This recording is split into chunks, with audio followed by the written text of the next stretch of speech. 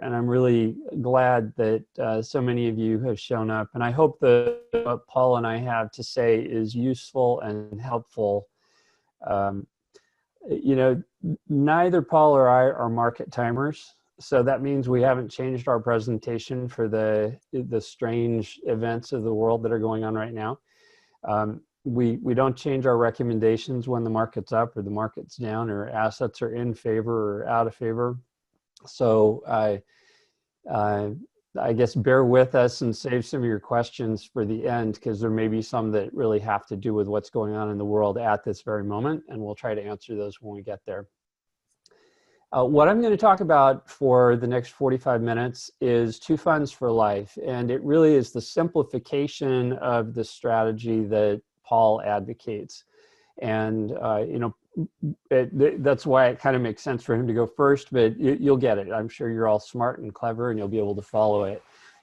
Paul recommends something called the Ultimate Buy and Hold portfolio that has 10 different asset classes in it.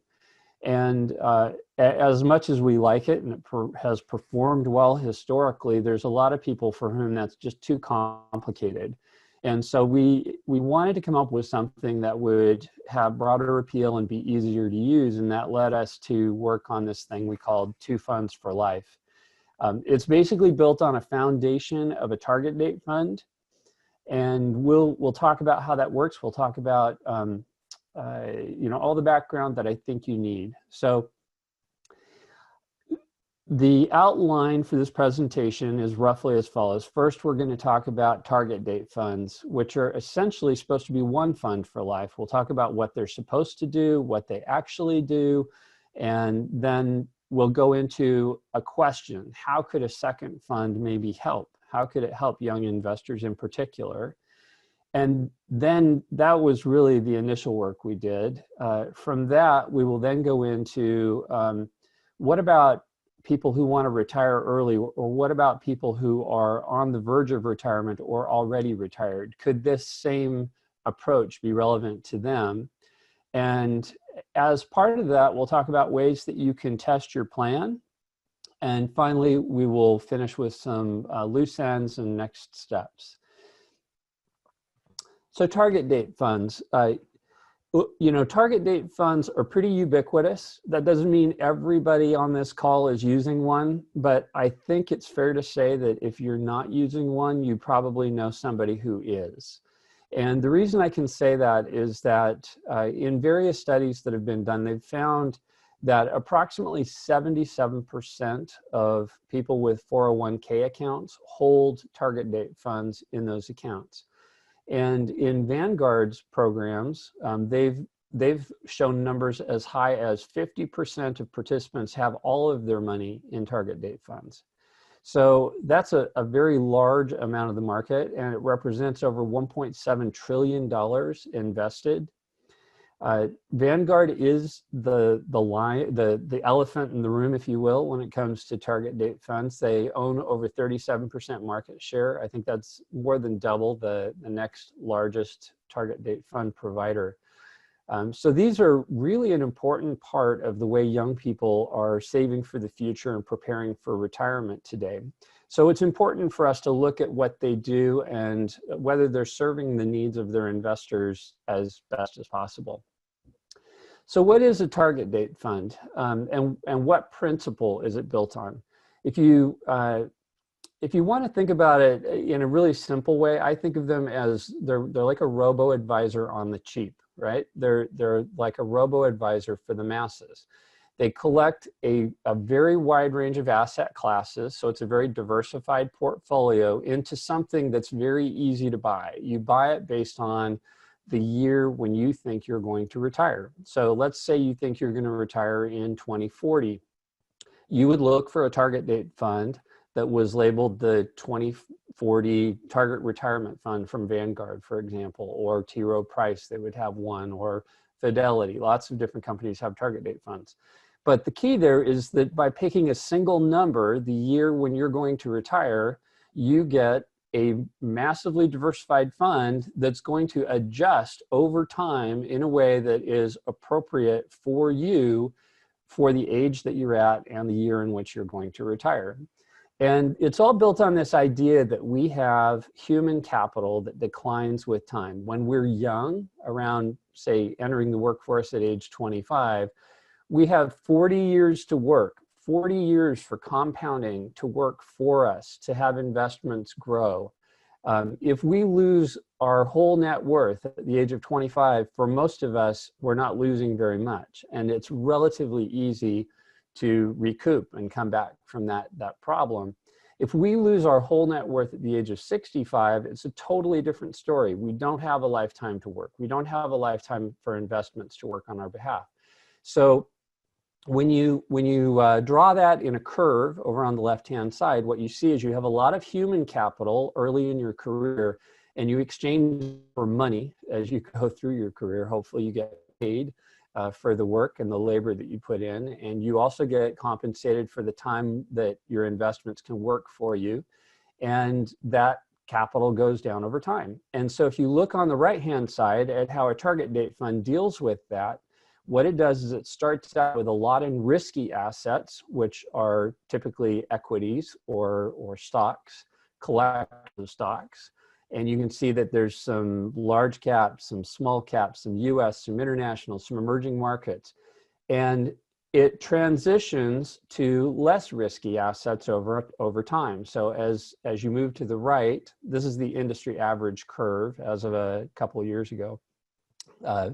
As you move to the right, you get more bonds, which tend to be safer, right?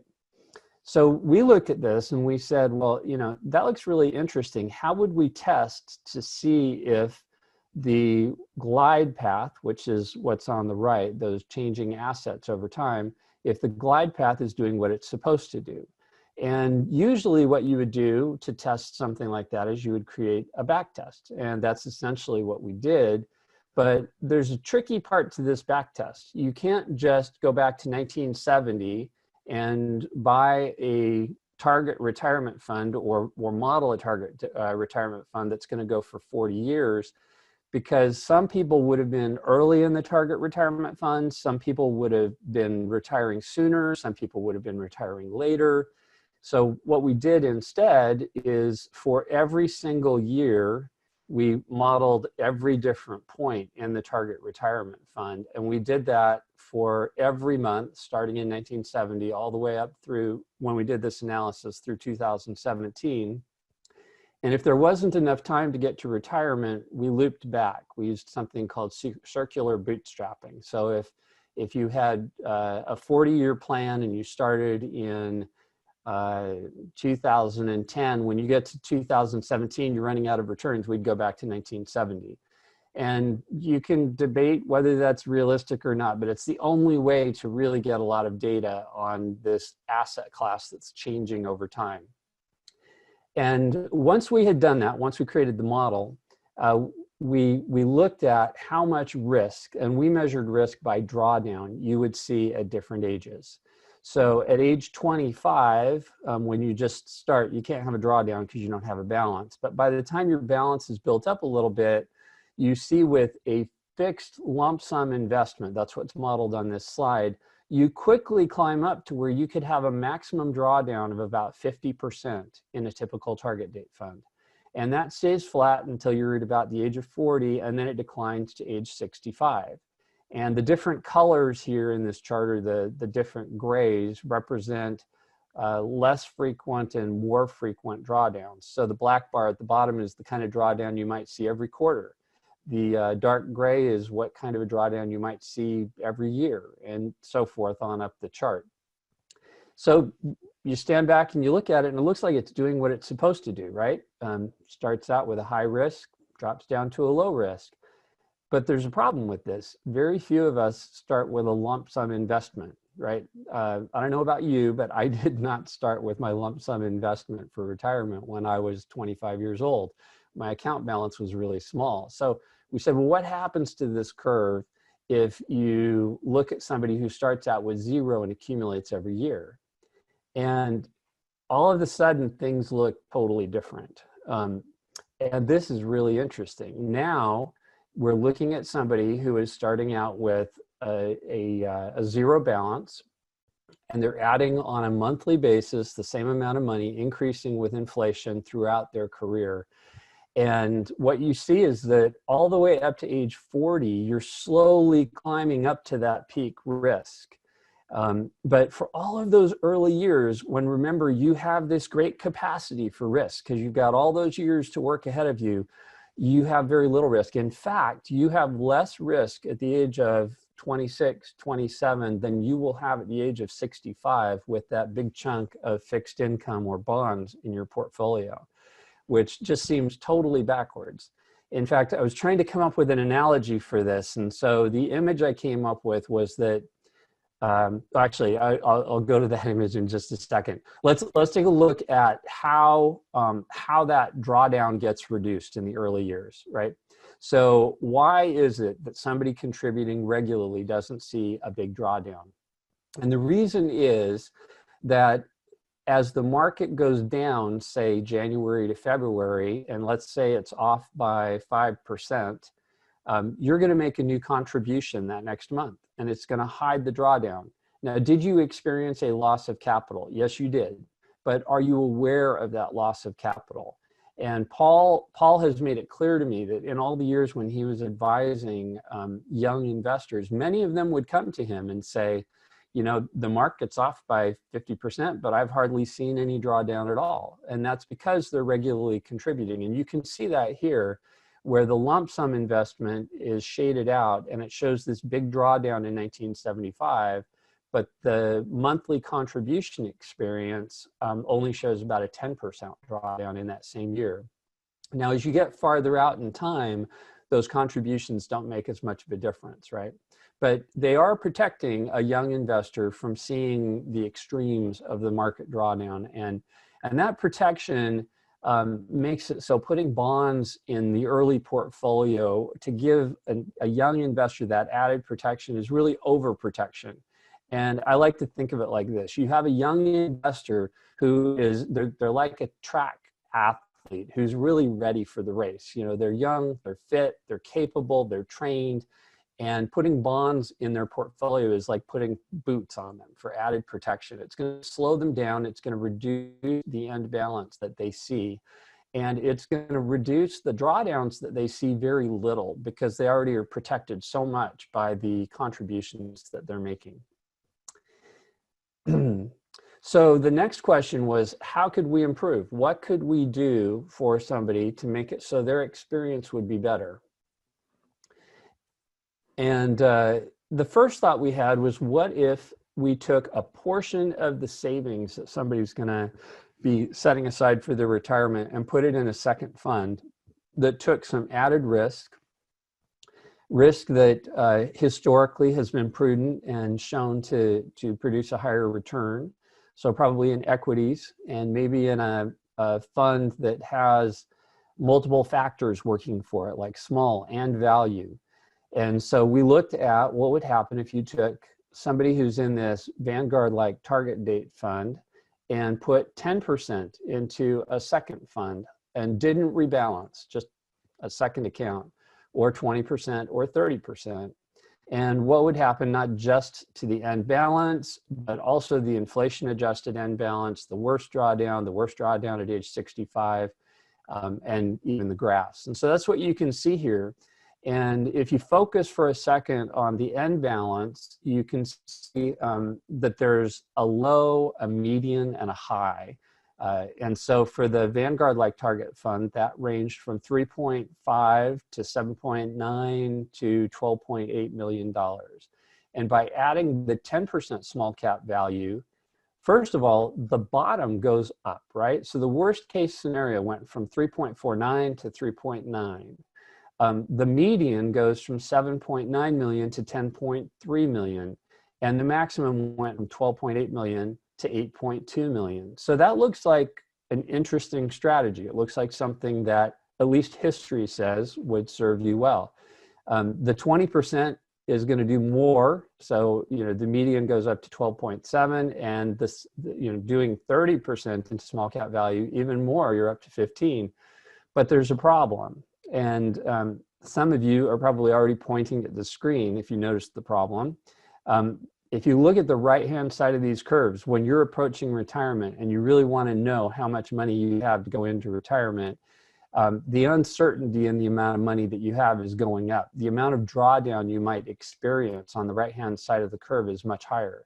So with a Vanguard-like target date fund at age 65, that worst case scenario was 26%.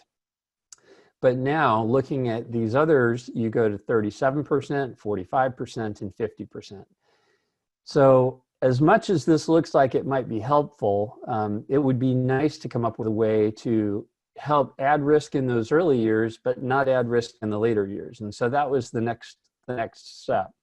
And what we proposed and tested was this idea that you would scale the second fund with age. And this is essentially the core of the two fund for life strategy. So instead of just taking a fixed 10% and putting it into the second fund, you would take 1.5 times your age. So if you're 20 years old, 1.5 times 20 would be 30. You change that into a percentage and you put that into a second fund, and the rest, or I'm sorry, you put that into the target date fund and you put the rest into the second fund, right? So at age 20, you'd be putting 30% into the target date fund and 70% into one of the other asset classes on this slide. And now if you look at the graphs at the bottom, which are plotting how that risk changed with time, they all taper off as you go to the right, but we're pulling more risk, which also is leading to more return into the left-hand side of the chart. And so you can look at the end balance range, and the end balance, the worst case end balances are still improving as you move from left to right across the chart. The median end balance, if you use large cap value as the second fund, it goes from 7.9 million to 9.8 million. If you use small cap blend, it would go from 7.9 to 9.6 million. I'm rounding a little bit here. If we go over to small cap value, it goes from 7.9 million to 11.5 million. And if you really wanted to be aggressive, over on the far right, we modeled what would happen if you used a bigger multiplier. So 2.5 times age minus 25.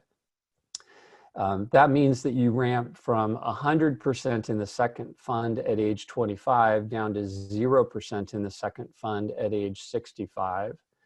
And that one gives you 13.8 million as the median end balance. And again, the chart, the risk is ramping down as you go to the right. So this is, I think, for many people, an interesting way to look at investing. We know from the research that a lot of people who use target date funds do use a second fund, and they don't have much advice in terms of how to choose that second fund or what the second fund is going to do or how to manage the risk. And so, our goal in developing two funds for life was to provide a strategy that allows people to have a very diversified portfolio that's automatically managed, that really only involves buying two things. You buy a target date fund, the second fund of your choice, and then on an annual basis, you do a very simple piece of arithmetic and rebalance. So the target date fund is simpler still, but this is pretty simple. So the question then comes up though, what's the catch? There's no such thing as free money. So what's the price I have to pay to these strategies work for me? And I like to think of this of a short journey or a long journey, right? So if I get in my car and I've got a journey from Stan's Donut Shop in Santa Clara to the Googleplex, which is in Mountain View, it's a few miles, and I pull up Google Maps, it's going to tell me that's going to take about 30 minutes during rush hour. It's going to give me an advice to take a particular route that's a minute shorter than the other route. Do I know that that's the shortest route? Not really. Many of us have started down a path to find out that Google Maps reroutes us, that it was the wrong one. But it's only 30 minutes, not that big a deal. So, the uncertainty is not that big a deal either. But now if you look on the right-hand side and you say, well, I'm starting in Sunnyvale, and I bought Stan's Donuts for a long journey all the way to Fairbanks. So I probably bought 2 dozen. This is going to take 60 hours of driving, and Google Maps is going to give me multiple routes. Do I really know absolutely which path is the shortest one? There could be a fire on that fastest route. So I don't absolutely know, but it's very, very likely that this route that's 3 hours shorter is going to be the fastest route. And so I can pursue it with great confidence. And even if there's an accident along the route, I'll probably stay committed to the route. And that's the catch. With any of these strategies that take us off the beaten path to do something different, we have to be committed and stick with it. Because if we bail partway through, if I get halfway to Fairbanks and double back to take one of the other routes, I can almost guarantee you it will be the longest route, right? And the same thing is true with investing. If you pick a strategy that's different from what everybody else is doing and partway through you switch, then all bets are off, right?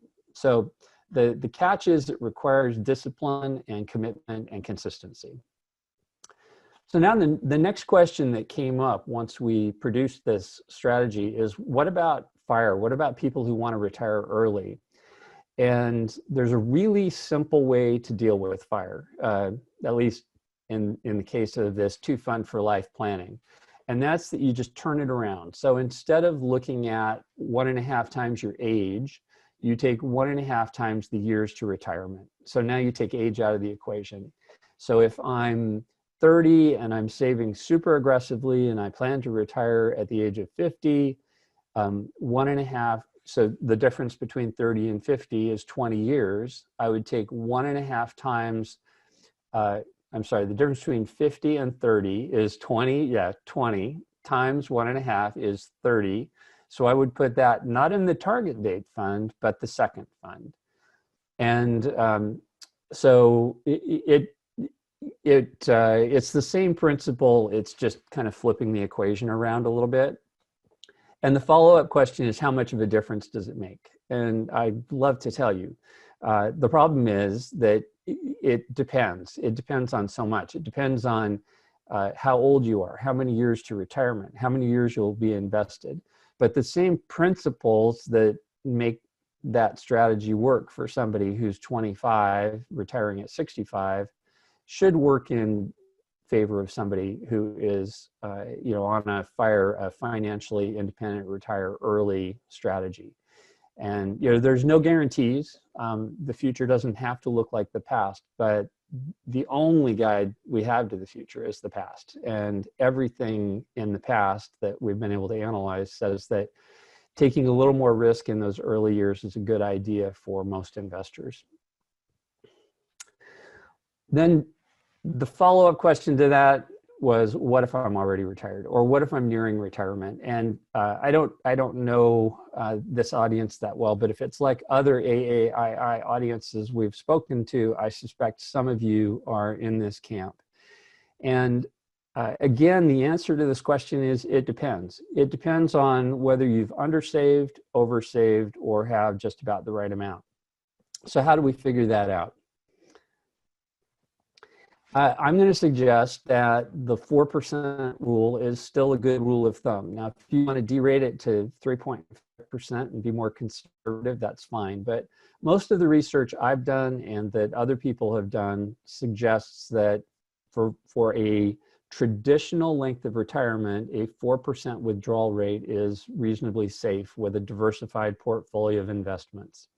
So the way to figure out whether you've undersaved, oversaved, or just right is to figure out, first of all, what do you need to live on? How much are your living expenses?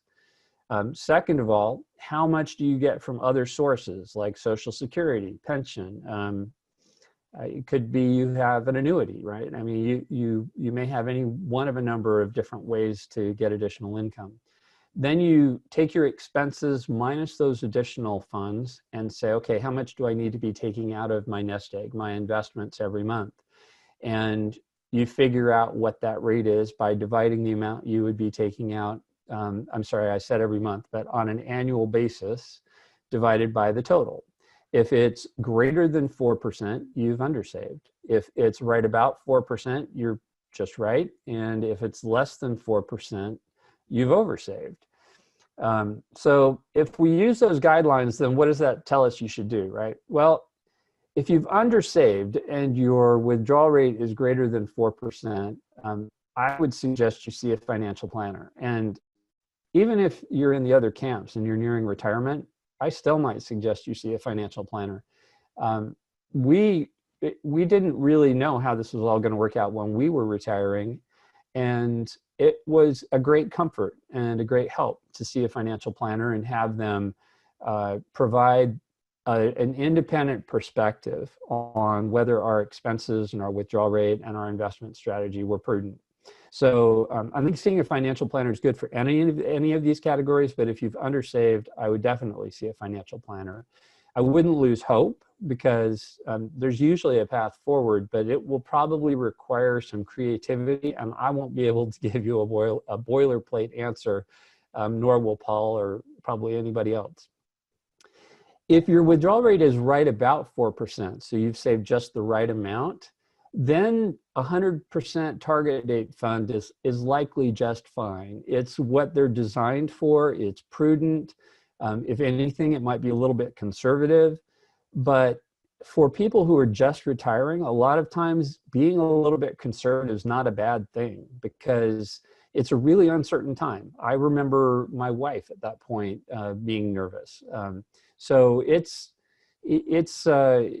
fine. And if your withdrawal rate is less than 4%, so you've oversaved and you could spend more, well, you have choices.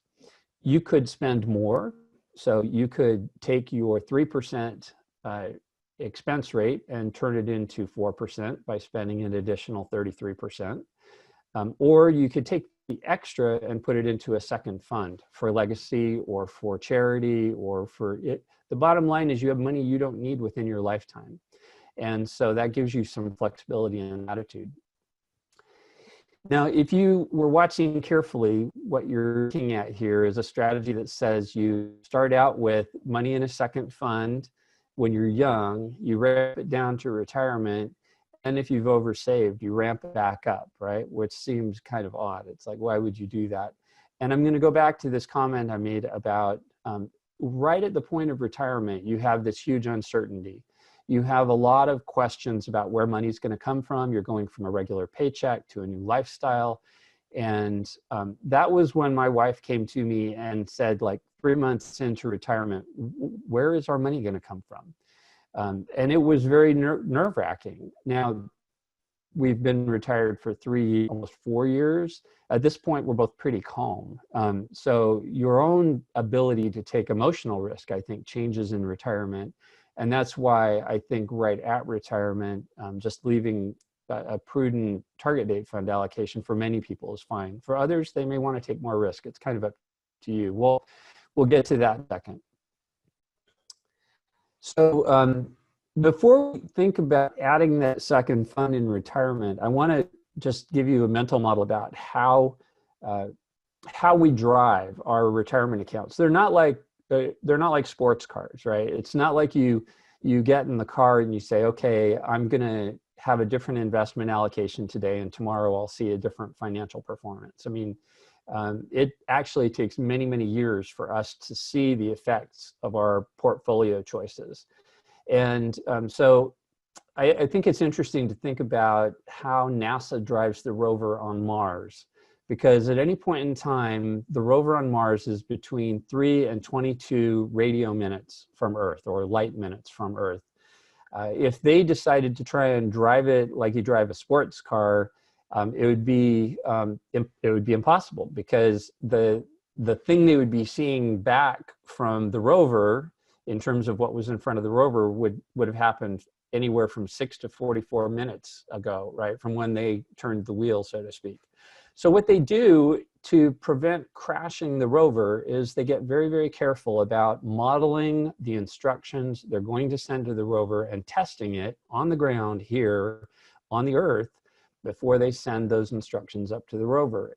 And I think that same principle is a great one to apply to our investing, especially as we're nearing or in retirement. And there's a way to do that through a tool at Portfolio Visualizer that I think is really powerful. This is a free tool. Any of you can use it. I'm going to give you instructions on how to use it on this slide, as well as links to some sample scenarios that I've already set up. Those show up on the following slides. If you go to Portfolio Visualizer, if you look on the bottom left-hand part of this, this slide, you'll see a highlighted financial goals area. And that financial goals area, if you click on that, it gives you the ability to set up a changing asset allocation. So you can model what's happening in the target date portfolio. You could even add your second fund if you want. You can set up the withdrawals that you're going to be making. You can set up the number of years it's going to run. And then it runs a Monte Carlo simulation, and it gives you an idea of the range of things based on history that you might see in the future. I think of it as it's kind of like the test drive of the rover, right? So before you change your portfolio, you can go test drive the instructions you're going to send to your portfolio. And what you get back are charts that look like this, right? Now, I know you won't be able to read all of these charts, and I apologize for that, but I want you to focus primarily on the numbers that I've added at the top of the charts. So for the chart on the far left, the numbers are 0.8 million to 4.3 million. The chart in the middle is 0 to 2.7 million, and the chart on the right is 0 to 1.1 million. And what are we looking at here? Well, we're looking at 3 different examples of where we start with $1 million in an account, and we take out different percentages, take out either 3% on the left, 4% in the middle, or 5% on the right, and we do increase that with inflation. So these are a traditional way of thinking about a fixed withdrawal rate. And they help show why the 4% fixed withdrawal rate is safe. So if you look at the left, the 3% fixed withdrawal rate has this really nice attribute that not only are you unlikely to run out of money, but you're very likely to increase the amount of money that you have invested with time. It's kind of trending up and to the right. If you look at the one in the middle, with the exception of the very bottom curve, which runs out of money at about 31 years, they all survive to the end, and you know, they trend kind of sideways, which is why that 4% withdrawal rate is perceived as safe for retirees, because very few retirees are going to be retired more than 30 years, right? Now, if you're an early retiree, you may want to go with a 3.5% withdrawal rate or something because you think you're going to live longer, right? But if you look at the fixed rate over on the far right, the 5% withdrawal rate, very few of those actually make it all the way to the end. Well, at more than half, but still there's about a third, 34%, actually, I'm sorry, only 34% make it all the way to the end to 35 years. So yeah, it is well under half make it. And that's a failure most wouldn't tolerate retirement. So this model, when you input your own variables, can help you determine well, you know, what kind of range of balances should I expect to see over time? You know, it's probably going to go up and down. And B, what likelihood do I have that I'm going to survive? And perhaps most importantly, you know, you can do a test with what you currently have and a test with a new or different allocation and see if it increases your chances of survival, increases your median end balance, et cetera, right? So we looked at this in terms of the 2 fund for life strategies. I'm going to skip the variable withdrawals here. So let's look at somebody who's an oversaver and they only need to take out 3%, right? They only need to take out, so that means that effectively they have an extra bucket. They have 3 buckets that represent the one they're going to retire on, and a 4th bucket that's the same size, or 25% of their portfolio, that's available for legacy, if you will. So what happens if you take that 25% and you invest it in large cap value or in small cap value? Well, the baseline on the left-hand side would be to put it all in the target date fund, and your end balances are between 0.8 million and 4.3 million. If you take 25% and you put it into the large cap value fund, your worst case doesn't get any worse. It goes up a little bit, but the best case and the median case go up quite a bit, right? And if you invested that 25% in small cap value, the worst case roughly doubles and the best case roughly triples. Now this is over 35 years. Most of us probably won't be retired for 35 years, but still it gives you an idea that if you have money that is for a future generation, you can take a little bit more risk with it, and there's a good chance it's going to help that future generation benefit in a really meaningful way. Now, I also mentioned you might apply this strategy if you're a just enough saver. So let's say you've been retired for a little while, you've gotten comfortable with the idea that there is a way to pay the bills, and you want to take a little bit more risk. Well, what I've modeled here is what would happen if you took 10% out of the target date fund and put it into small cap value, or took 20% out and put it into small cap value. And what you see is the curves at the bottom, or the failure rate, don't really change very much. So it's not like that risk is hurting you. The target date fund runs out in the 10th percentile at about 31 years. If you take 10% into small cap value, it's still about 31 years. 20%, it's actually a little bit better, but still about 31 years. So the worst case isn't getting significantly worse or even meaningfully worse, but the median is going up and the end balance is going up. So even for a just enough saver, taking more risk in retirement is something they may want to consider. So before we get to questions and answers, I just want to preempt a few of them. You know, which specific funds should I use? People have asked when we're updating the best in class ETFs at Paul Merriman. So first of all, they're there. You can go to paulmerriman.com and see our best in class ETF recommendations and use them for any of these strategies. We aim to update those about once every 2 years. So we should be updating them towards the beginning of 2021.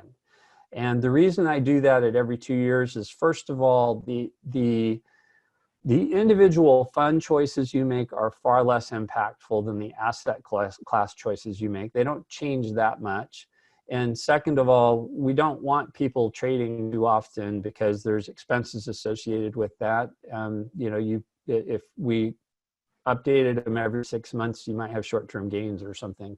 So I think it makes sense to update them every 2 years. The second thing, let's see, could I use a few more funds to get more diversification? Sure. So any of these strategies, you could combine funds and be more diversified. Can you use Portfolio Visualizer to model target date funds in the contribution years? Not yet. I'm advocating for that, but you can't do it yet. And what's the biggest risk with this strategy? It's portfolio suicide. So losing hope partway through and giving up and trading when the market's down and locking in your losses. That would be the worst thing you could do. And then finally, what if I don't care about complexity and want the ultimate target date for portfolio? We have a Merriman aggressive target date glide path and calculator on our website where you can customize a glide path and you can implement it with, I think it's 12 or 13 funds. So it's the opposite of simplicity. But if you're interested, there's an article on how it performed in our back tests, as well as the tools to go and use it if you want to. So that's there for people who really want to be a lot more involved. So my second to last slide here, just call to action. First of all, please recognize the resilience of young portfolios, whether it's yours, your child's, or somebody else's. Young investors really have a tremendous opportunity ahead of them, and they should take advantage of it. Second of all, consider 2 funds for life in your working years. And then third, as you approach retirement, calculate with your withdrawal rates and consider 2 funds in retirement. And then finally, regardless of where you are and what you're doing, test your plan, set your expectations, and then stick with it. And with that, I think I have a slide of just helpful links, and we can go to questions. So Rob, I don't know, I haven't been watching the question panel. Do we have any questions? Looks like Rob is muted. Yep, I'm here. Ah, good. Yeah. Yeah, there's a host of questions that came in. I can start running through some of these, and we'll go to about 10, 20. Okay. Sound good? Yeah, sounds great. Okay. First question, please discuss Advantis funds and the differences to DFA. Yeah, Avantis funds, and I don't know whether it's Avantis or Avantis, but they are really interesting because they're built on a lot of the same kinds of principles that DFA funds were built on, and they are more diversified than some of the ETFs that we've had access to. The two challenges I have with recommending them are that, number one, they don't have very much history because they've only been out for about 6 months. And number two, they, in some cases, don't have much liquidity, so you pay a higher bid-ask spread to buy and sell them. And that's just the nature of a new fund in the market. But we will be considering them when we do our next best-in-class ETF analysis. And kind of a follow-up question, asked if Paul had added the Advantis International Small Cap ETF to the recommended funds for the ultimate buy and hold strategy. Paul, well, you know, as far as we're concerned, you can hear me, I hope. Yes. As far as we're concerned, as far as the recommendations for the ultimate buy and hold, the list that Chris has created represents what I think people should consider with the ETFs to fulfill all 10 of those asset classes. So, and I might just add one other thing. Our goal, when I was in the investment advisory business, my old firm, and now the firm still does this, but they were basically DFA advisors. And my goal, my hope was that what Chris would be able to achieve is to put together a group of ETFs that look as close to what the DFA has created, that would also give the investor, therefore, the chance of a return that would be close to being a DFA client. And all the testing so far that we've done indicates that best-in-class group is coming very, very close to replicating the DFA. The difference being, for a do-it-yourself investor, is you don't have to pay an investment advisory firm or a fee. Okay. Yeah, I'll just say one other thing about that, and Paul kind of touched on it. When I choose the best-in-class funds, I do make a compromise sometimes in terms of the fund match to the asset class. So it might not be the very best, for example, large cap blend iconic fund, but I do that in favor of having an ultimate buy and hold portfolio that's a better portfolio, right? So yeah, I do make choice. I favor the integrity of the overall portfolio over the individual fund being the best for the category that the fund sits in. And so far we've done pretty well, I think, at coming up with if you look, for example, at all the Morningstar style boxes, the ultimate buy and hold portfolio, when you combine all those funds together, it looks very close to a DFA portfolio constructed. I wish I had access to the DFA funds. They're fantastic funds. And the Avantis funds, I think, are closer than we've had in the past. So it's going to be fun to give them consideration next year. Okay, thank you. So moving on to the next one, kind of multi-part question here. Is it possible for your target date funds be available someday on TD Ameritrade? Yeah, probably not, but you know, not because we wouldn't do it, but because I think they would. There's nothing that would prevent them from copying them if they wanted to. So, and if they did, that would be fine. We would celebrate it, but I think that they have research departments a lot bigger than ours, and I'm sure they're confident they know how to do it. Well, and I think it might be added that a major change that is likely to come within all of the major suppliers of ETFs is the ability to buy and sell percentage of shares.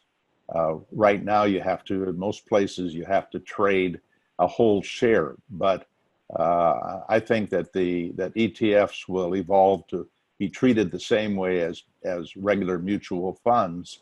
And in fact, M1, we know, has, and several others have done that, where you can buy and sell portions of a share and rebalance without having to do all the figuring out how many shares can I buy of this and that.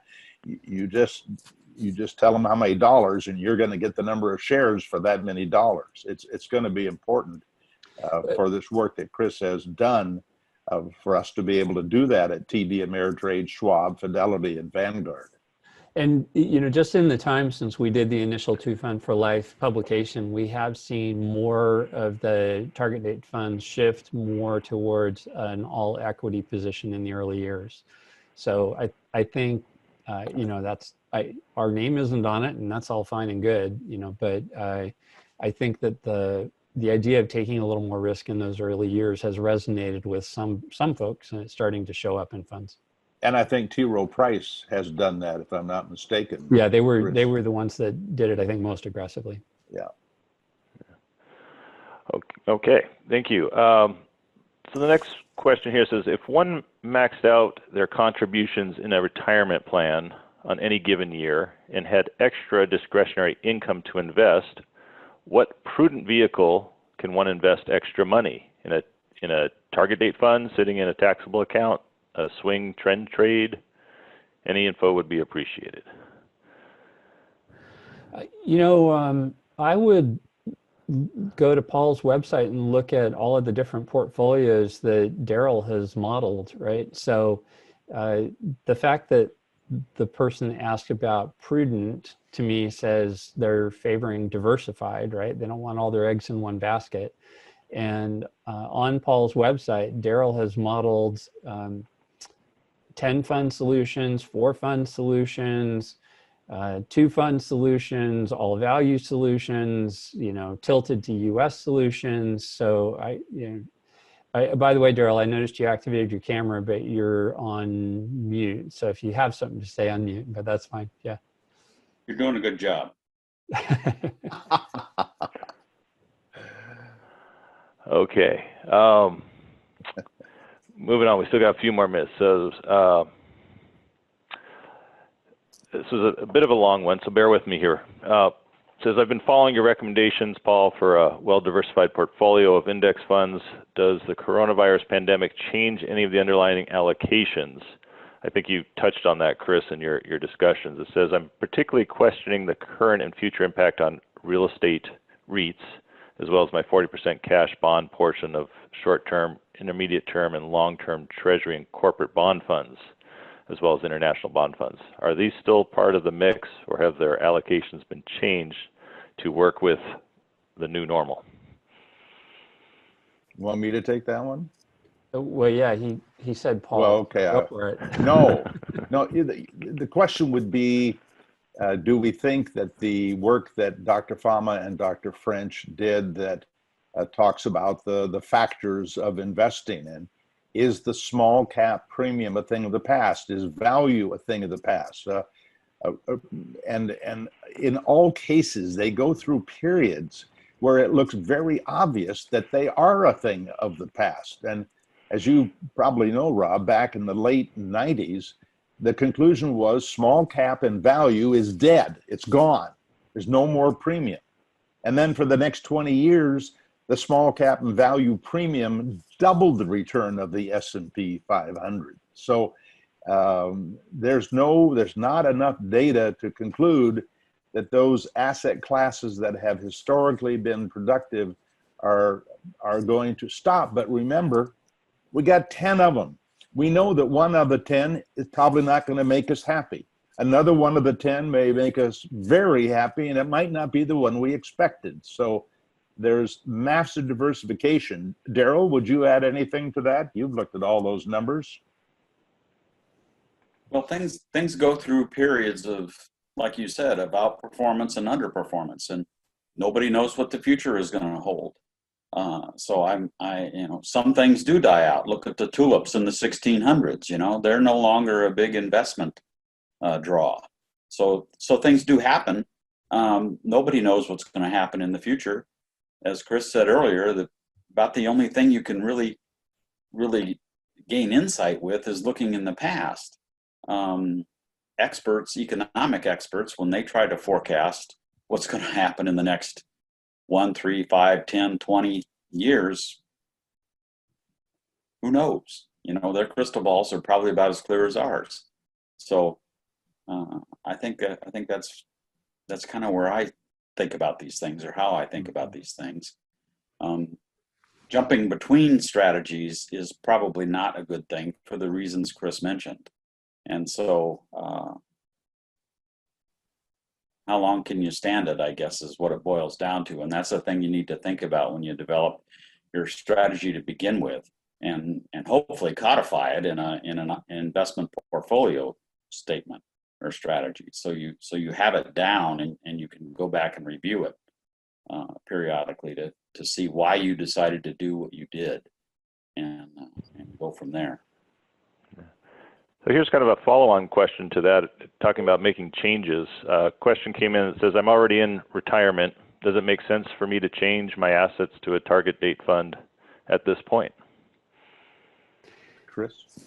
Yeah, if what you have is working for you, there's no urgency to change, right? You may have something. Target date funds, if you look at them in retirement, are stable. So it's going to be a stable allocation that is heavily tilted towards fixed income. Before I made the switch, I would definitely look at how does what you have compare to what you would be switching to. And being the analytical guy that I am, I'd go model it. So I'd go test it and figure it out. But there's nothing magic about a target date fund in retirement. Target date funds in retirement are really just a way to conveniently in a single fund buy a diversified portfolio. And they do come with expenses too, right? So you can probably do the same thing cheaper on your own, and whether it's worth it to you to manage that or not is up to you. So I think it really depends, but there's nothing magic about the target date fund. It's just an allocation in retirement. I think the magic that's important, though, for people to think through at retirement, should I make a change? I'm going to be talking in a few minutes about the fine-tuning tables that show the results of different combinations of equity and fixed income over long periods of time.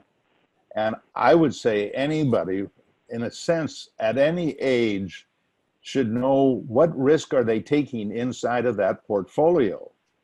And if they find out that that is more risk than they have a stomach for, then yes, they should change, because there's nothing more threatening than to start losing money when you're retired and you are the source of all your future salaries.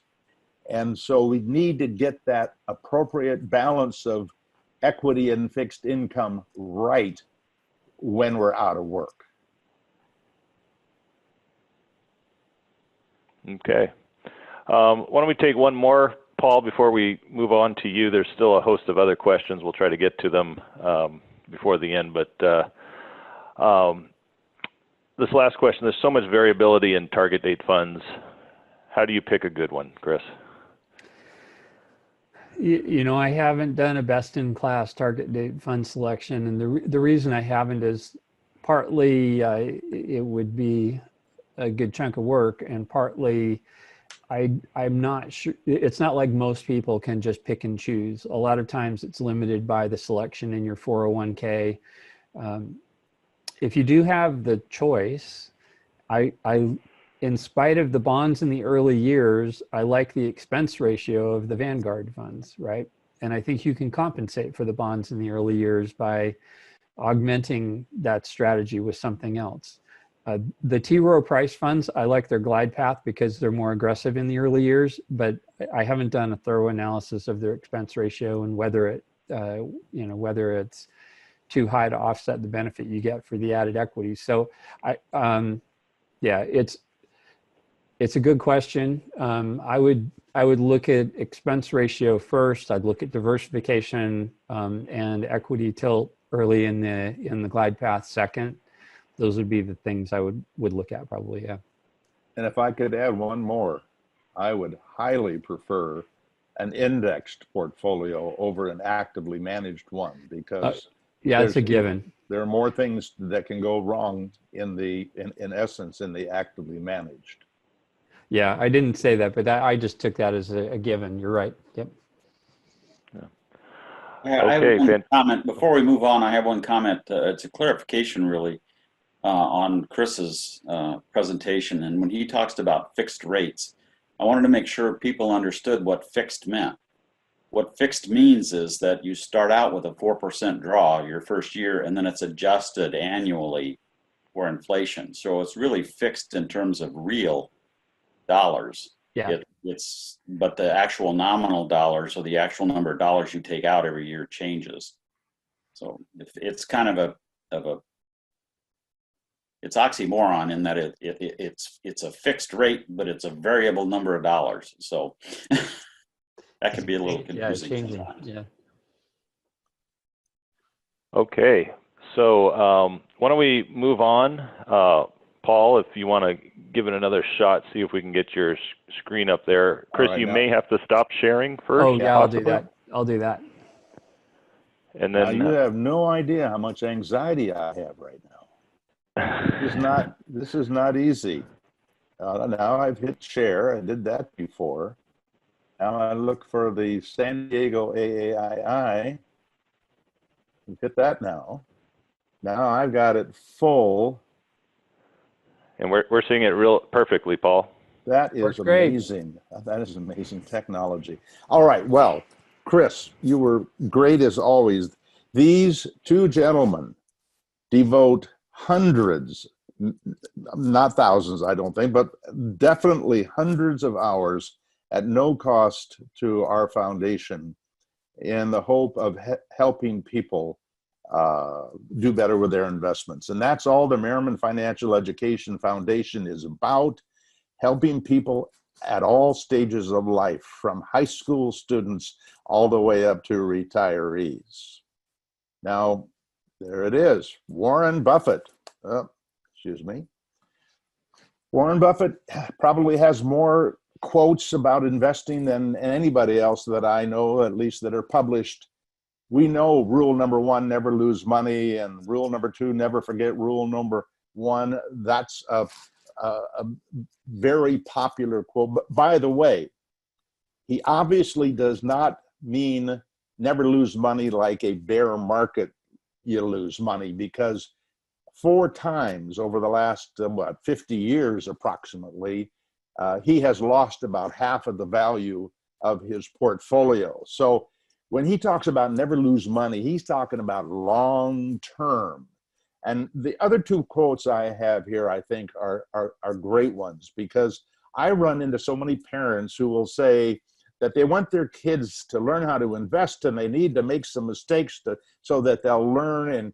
And of course, Buffett says, look, you're better off to learn from other people's mistakes than having to go through that. And by the way, lose some of those precious, precious early years of investing where that money can be worth a ton if it's handled prudently.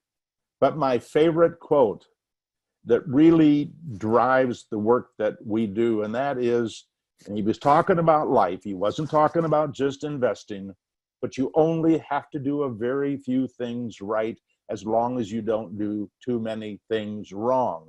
And the fact is that when we worry about bear markets costing us money, bear markets are not our problem, because they have been temporary. Our problem is really making bad decisions that create permanent bear markets. And I'll talk about what a permanent bear market is in just a second. And so our job is to help people make good decisions that minimize. I used the word eliminate, and I looked at it this morning and I said, I can't eliminate these challenges that create permanent bear markets, but I can minimize them, and that's what we're about. Now, let's talk about how we would go about trying to minimize and keep you from making a bad decision. If we just look at two investors, and let me pull up my my trusty pen here so I can point. If we had two investors, one, by the way, they're both investing $6,000 a year for 40 years. One gets 8% during the accumulation period, and then retires and gets 6%, and they take out 4. That's the assumption. Person two makes 0.5% more during the accumulation period, makes 0.5% more during the distribution period. Now, where does the final accounting go? How do we know how well or poorly we did in our performance?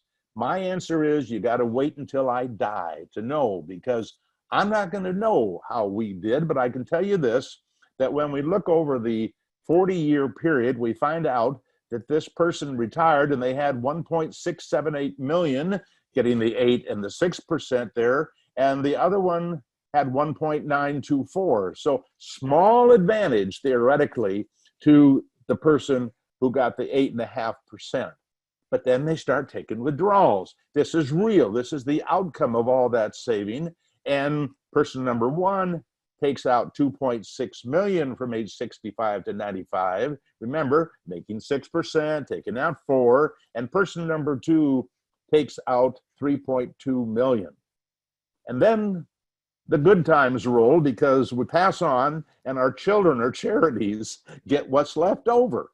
And so look at the person who got the 8 and 6. They got 2.8 million left over, whereas the person who got 8.5 and 6.5 has 3.7 left over. Total difference between the first and the second person, $1.5 million. You know what? Losing $1.5 million, or by the way, figuring out how to make an extra $1.5 million. It goes both ways. There are sins of omission and sins of commission.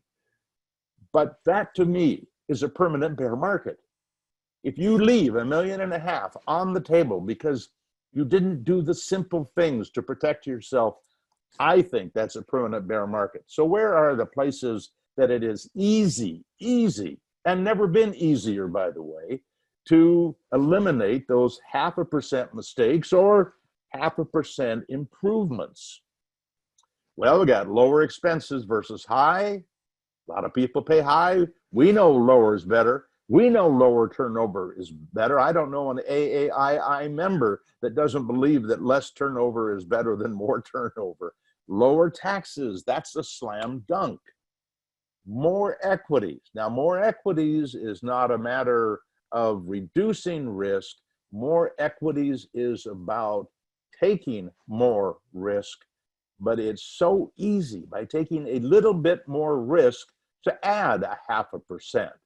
And finally, it sounds strange today, because when I was an early investor, I believed that the idea was to have a little bit of diversification, pick your favorite 10 stocks. Well, it turns out in the end, the academic evidence is the more diversification you have, the higher the expected rate of return, not less. So in our work at the foundation, we really focus in on 3 huge decisions. What equity asset classes should we have in our portfolio? That's a big decision. How much equity and how much fixed income? Another huge decision. That's maybe more a case of staying the course, but isn't staying the course a way that we think we will do better in the end? Absolutely. So that division of equity and fixed income is really golden. And then the choice of distribution strategies. None of the 3 of us are financial planners. My old firm has 15 financial planners. I never became a certified financial planner. But the bottom line is, this part of the decision-making process does not require that you become a financial planner. It requires that you know a lot of numbers and then figure out what numbers that you trust.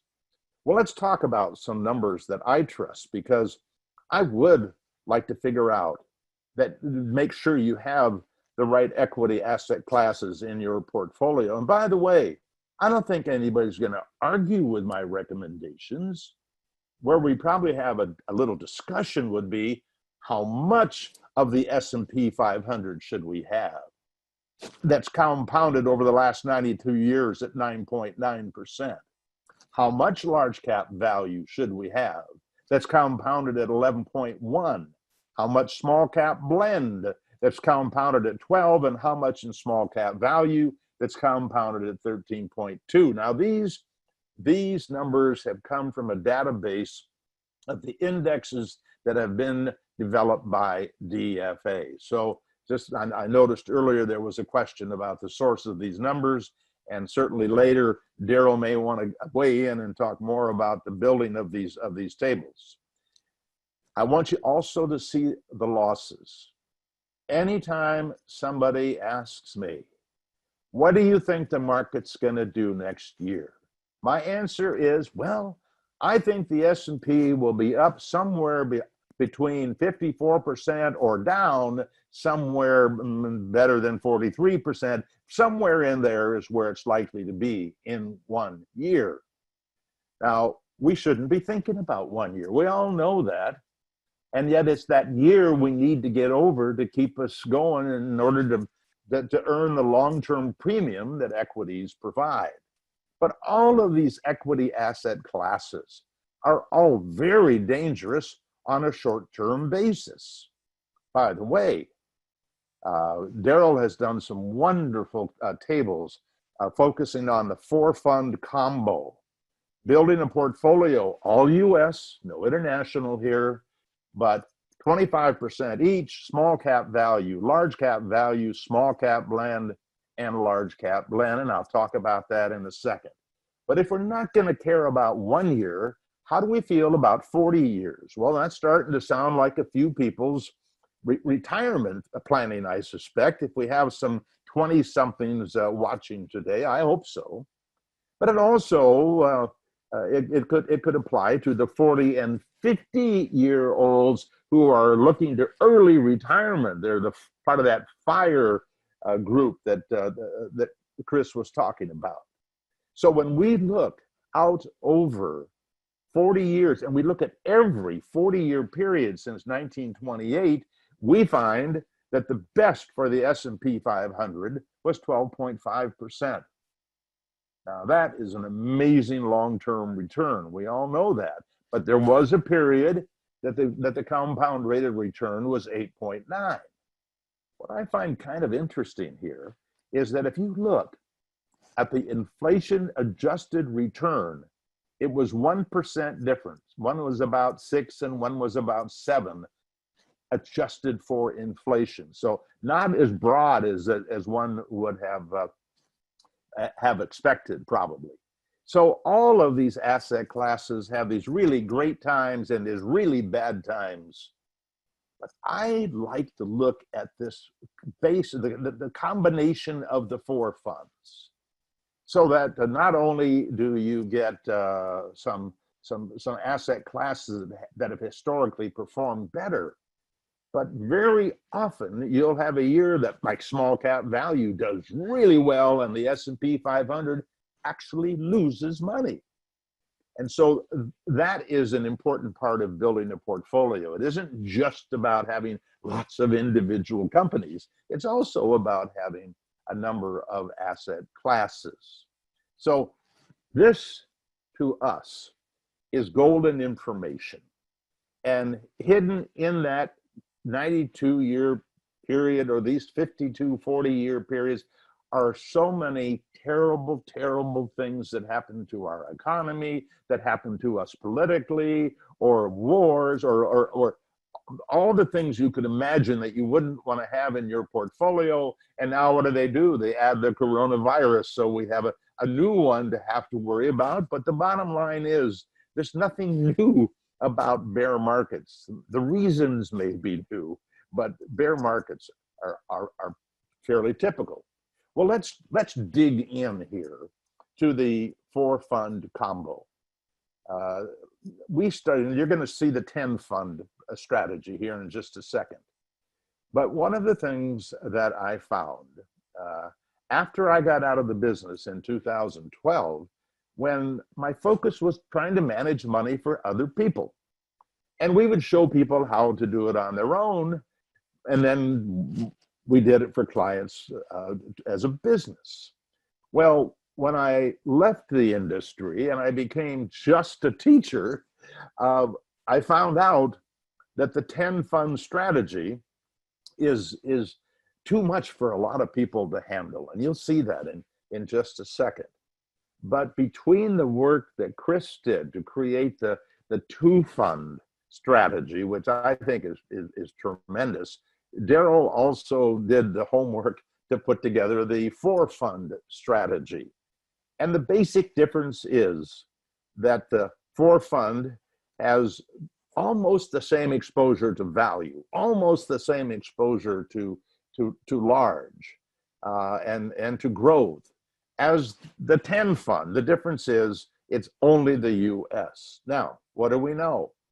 We know that if you put everything in the S&P 500 and you started with $100,000, that over that period from 1970 to 2019, it would have grown, not taking any money out, not putting any more money in, to over $15 million.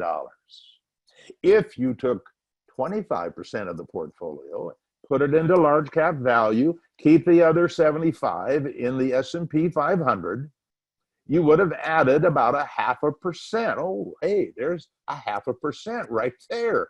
And you would have had 19 plus million instead of 15 million. And look at the standard deviation, virtually the same. But then add the small cap blend here and S&P 500. When we call those large cap blend and small cap blend, it means it's a combination of growth and value. So small cap blend over that same period of time. And now, by the way, we're talking from 1970 here to 2019. That portfolio grew to 22.5 million almost. And the standard deviation went up a little, and the compound rate of return went up a little, up 0.3%. 0.3% is golden. 0.1% can mean a lot of money over many years. Now we add one more asset class so that we're now 25% each of all 4 of these asset classes, and the compound rate of return for that 50-year period, 12.3%, with a total value of $32.5 million. Now, there is no risk in the past. I knew exactly, Daryl knew exactly what to show you because we know this worked. And there is nobody, unfortunately, that knows what's going to happen in the future. Will large cap beat small? Okay, we've got it. Will growth beat value? Maybe, in which case we got it. So it's not like it's ignoring those things that might jump out of the bushes and become number one, because we don't know. But I think it is important that we always remember, whenever somebody's making a presentation to you, there is no risk in the past because we always know what we should have done. Let's look at the 10-fund strategy. And I'm going to basically do the very same thing. I'm going to start out with a portfolio. This is a 1970 to 2019, again, with annual rebalancing. And what I want to show you here is starting down here with 100% portfolio one, that same 15.4 million. But now we're just going to add 10% large cap value. Just what I consider to be a baby step. So now it's 90% S&P 500 and 10% large cap value. And it nudges the return up 0.2%. It nudges the volatility down just a bit. I mean, meaningless. It's the same for all practical purposes. But then we're going to add another baby step, 10% in small cap blend. And that adds another 0.2%. And the standard deviation is still the same. And now there's 18 million plus in the pool. And then we add the small cap value. It adds 0.3%. And now we're up to a compound rate of return, 11.3, making it worth 21, almost $22 million. And then we add REITs. And the REITs nudge it one more time, 0.1%. Now, I'm all for the 0.1% because it did add another $700,000 to the pool. I'm all for that. But the other thing is, I think you know this, REITs don't necessarily go up and down at the same time as the S&P 500. And so it's a good asset class to own. Now, somebody asked during Chris's presentation, or one of the questions that came through about, well, what about REITs for the future? I mean, if we all work from home, then we're not going to need all those fancy offices, et cetera. Well, you know, there's always list A, the good news, and list B, the bad news for almost any investment that we might take. So that's the nature of the risk we take.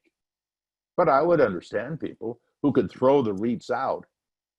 You know, this is my ultimate buy and hold portfolio. This is not your ultimate buy and hold portfolio. And I'm going to explain why I call it the ultimate and see if you agree with me. Then I'm going to, in one fell swoop, so as to make this a smaller table, I'm going to dump 4 different international equity asset classes in the portfolio all at one time. And that adds 0.6% as a group. Standard deviation jumps up a bit, but it's still not meaningful difference. And now you're up to about $29 million. You have approximately doubled the amount of money that you've had since doing that with the S&P 500 and having about 15 million. And then we throw one more 10% piece in, and that's the emerging markets. So at the end of this period of time, we got 12.6. Now you may not remember, but I will tell you that the 4-fund strategy was 12.3.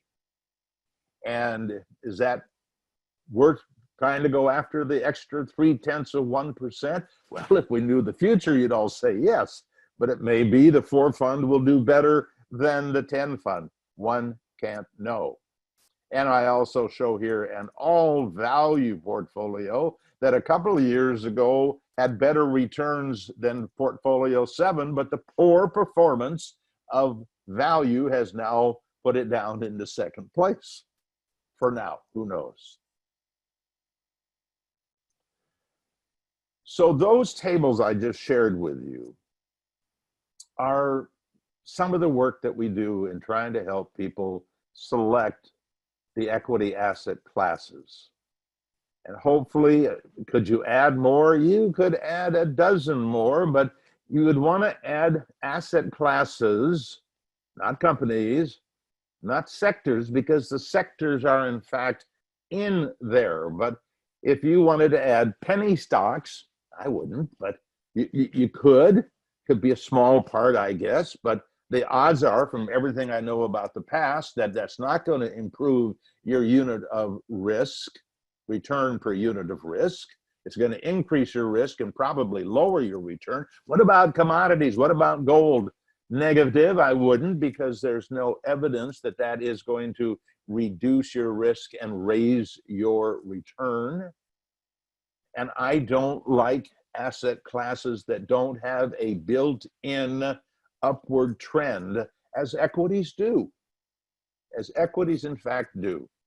Gold is, it's a great speculation, by the way. I just don't think it's a great long-term hold. So that's the kind of decision you have to make. But when I said that that was my ultimate buy and hold strategy, it doesn't mean I don't know how to make more money. I do know how to make more money, and so do you right now. What you do is you pare back the large. Have more small in your portfolio. You pare back the value. Have more value orientation in your portfolio. You could do that, and that could be your ultimate. I like the idea that the academics, I didn't pick these asset classes. People a lot smarter than I that have done a lot more research than I have picked those asset classes for us. And so they all have a history of doing okay. Large US and international blend, small US and international blend, large value, both US and international, etc. I like the idea that there are all these little 10% baskets. So I am not depending on any one asset class to meet all of our needs.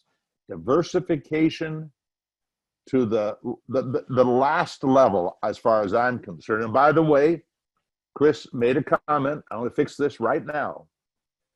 My retirement portfolio is half buy and hold. That half is 50% stocks and 50% bonds. So that's half of it. The other half uses market timing.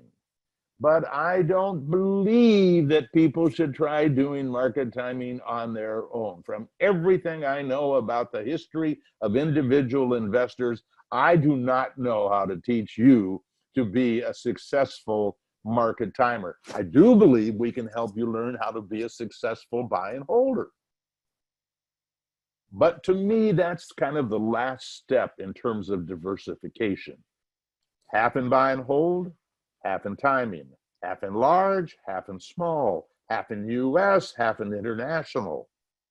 That is the massive diversification I want, but to the extent that you go with the buy and hold strategy, you should have over 10,000 stocks in your portfolio, and all of them are of asset classes that have been a winner over long periods of time.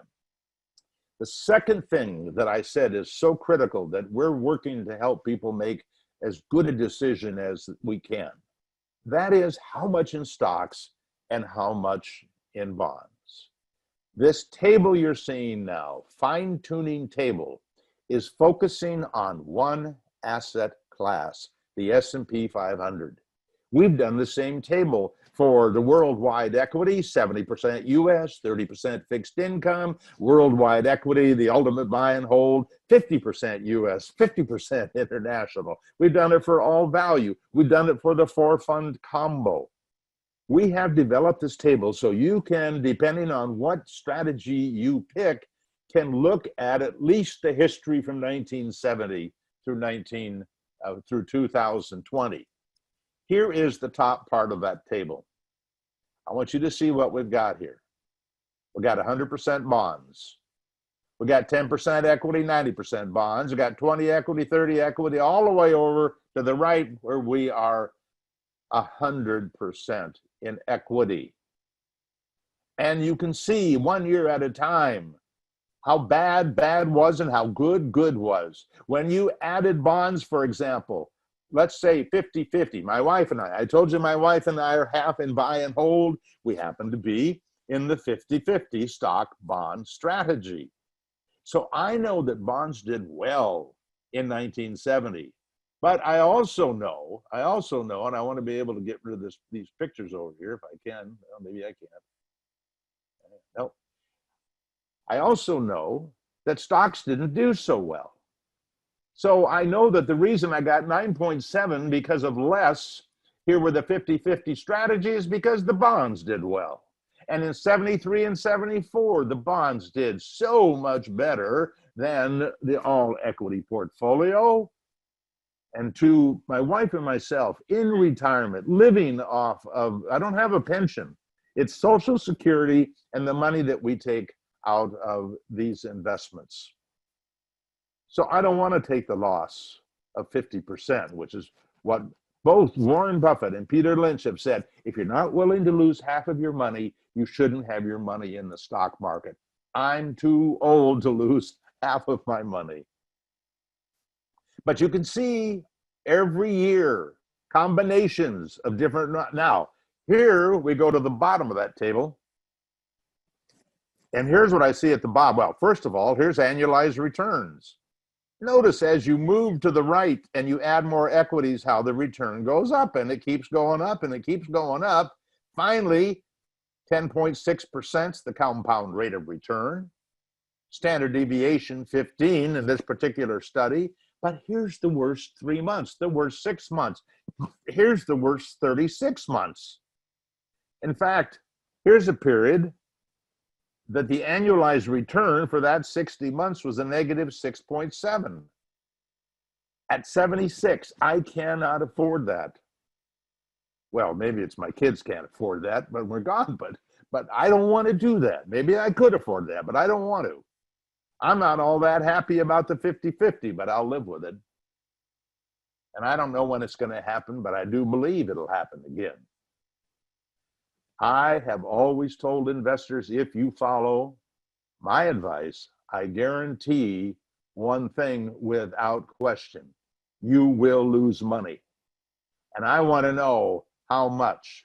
And I want to know, when I was an advisor, how much you as an individual would be willing to lose. And the reason I think these tables are important to do-it-yourself investors is you're not working with an advisor. You're doing it yourself. And I want you to pretend I'm sitting across the table from you and I'm saying, are you ready for this? Oh, you're ready for it. How about your spouse? Is your spouse ready for this? These tables are meant to help you think through some pretty doggone big decisions. By the way, this table, now those other 7 tables I talked about before, the fine-tuning tables, they're all up on our site. This table's going up, but it's not there yet. Daryl just got it done in the last week or so, but look what you got. You got 1970 through 2019. You can compare S&P 500 with the ultimate buy and hold worldwide with the 4-fund combo, 50-50.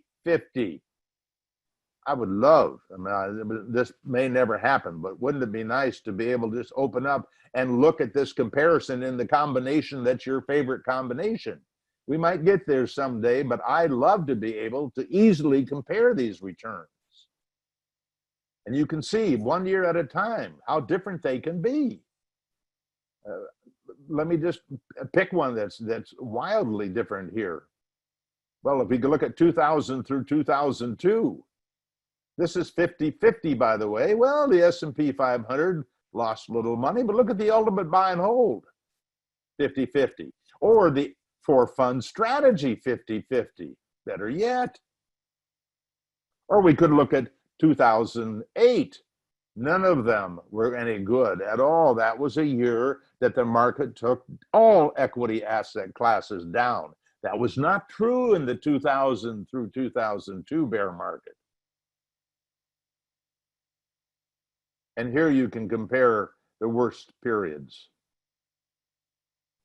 Now, I'm not expecting you to be able to see all these numbers.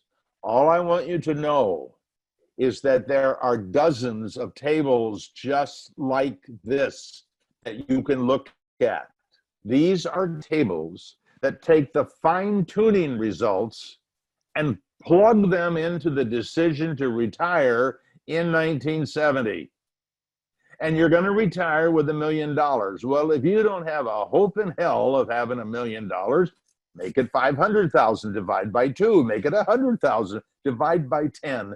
But we decided to make it a big round number. By the way, I can remember when I came into this industry in the mid-60s, what was it that every young person wanted to have someday?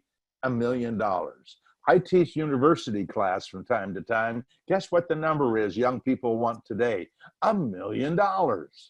Well, we all know that $1 million today is a far cry from where it was in 1966. Anyway, here's what I've got. I've got the decision for you to retire in 1970 with $1 million. I want you to see what happens 1 year at a time to that $1 million as you take out $40,000. And because this is a fixed distribution strategy, That $40,000 is each year going to be adjusted up by the amount of inflation. And if you go right to the bottom of this distribution column down here, you will see what it took in 2019 to replicate what $40,000 bought back in 1970. It takes $266,000. I gotta get that information to young people. They need to know that while we have lived through a period of very low inflation, there is another side to that coin that they are likely to see at some point in their life. Well, this distribution strategy allows you to see what you would have had, the value at the end of each year. Oh, well, let's look at 50-50 at the end of 1974. It was down to $941,276. If you were all in the S&P 500, and I know people who are all in equities in retirement, you would have been down to $718,268. I have worked with tons of couples when I was an advisor. I rarely found anybody who was willing to buy into both of a couple. The idea of losing 30% of your money in retirement, that's what happened during that period. These are not returns that didn't really happen. Well, actually, to be fair, you didn't get Bogle's fund until 1976. So these are hypothetical, 70 to 75. So you can see what happens at any, let's say you think you're going to live for 30 years. You think you're going to live for 40 years. You're a fire person who's retiring at 40 and going to have 50 years worth of need for that money. Well, here's what it would have looked like over that 50 years. Remembering there's no risk in the past. There obviously was some risk here if you decided to have this last for 50 years because you got some points that ran out of money here. That's important. Now, here is one way to compare what you just saw. Daryl put together a table here that shows using the S&P 500, 50 equity, 50 fixed income, a $30,000 starting point, a $40,000 starting point, and a $50,000 initial distribution. There's a really important lesson on this page. You can see down here, how much money would you have left at the end of 30 years? You would have had 2.38 million in distributions, and you would have been left over, would have had 9.3 million left over. At 40%, you would have, you would have had distributions of 3.17 million because you took out 40,000 to start with instead of 30, and you had less left over, 4 million. Here, and let's follow the bouncing apple here, the ball here. Here we are at the end of 1994 in the $50,000 distribution. Notice the value, year-end value, is coming to a screeching halt. And right over here, this is where you move in with your children, okay? And that's a risk of taking out too much. That might be a reward, but I'm saying that if you're too aggressive with a fixed distribution, you could be in big trouble. And yet, my wife and I, we proudly, without any sense of any high risk, take out 5% a year. You're going to see that in just a second. Now, here is another look at this fixed distribution before we move on to flexible. The assumption is you start with 40,000, the 50-50 stock bound mix, and we show what would have happened with the S&P 500, the ultimate buy and hold, the 4-fund combo. And you can see what was taken out, the distributions, and they were all the same because remember, it was a fixed 40,000 adjusted by the same inflation for every distribution strategy. What changed is the amount of money that was left over. With the S&P 500, you were left with, and I'm talking now about the 4% distribution, you were left with 2.7 million. With the ultimate buy and hold, you're left with 32 million. With the 4 fund, you're left with 22 million. Now, you're not going to sit there and take a little bit of money out when you're sitting on that much money as you're getting old. I mean, I understand that, but this is just for testing purposes.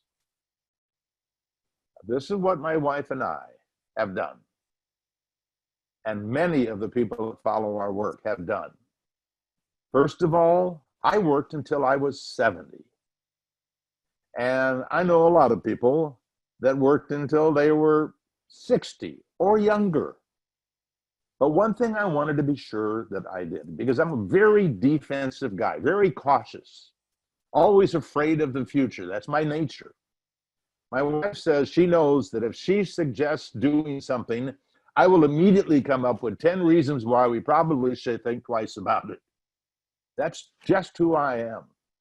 And so the thing I like about this flexible distribution strategy is that it does a defensive thing that is, I just think, is amazing when you see the bottom line. What it does, and remember, it starts with me working extra years, or anybody, however they get there, they have more money than they need to retire.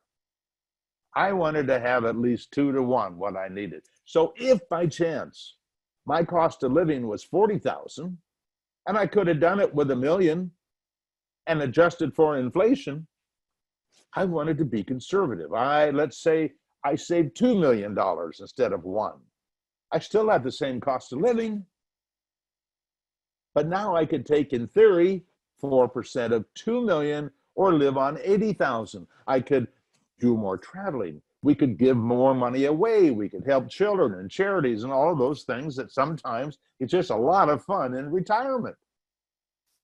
So this is a very different strategy. You're not adjusting your annual distribution to inflation. You are adjusting it to how much money you have. So when the market goes down like it did in the early 70s, and what I'm looking at here is the S&P 500, 50% bonds, 50% stocks, it got down to a distribution of 43,800.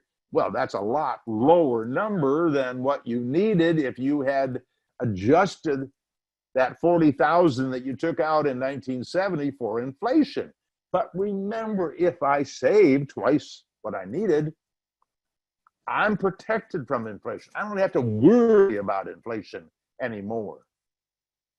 And so there are, again, dozens of tables that you can look at for different combinations, worldwide, all value, for fund.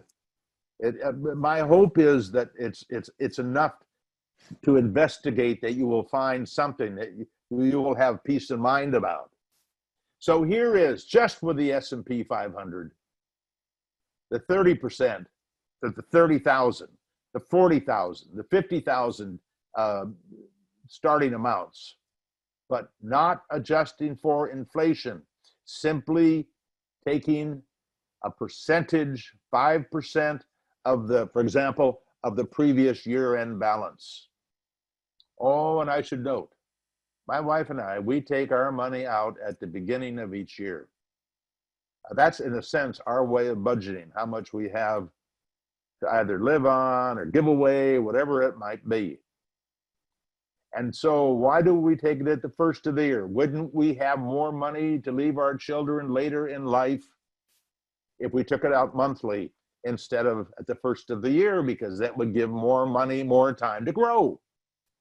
Yes, that's true. But there's a peace of mind thing that we like.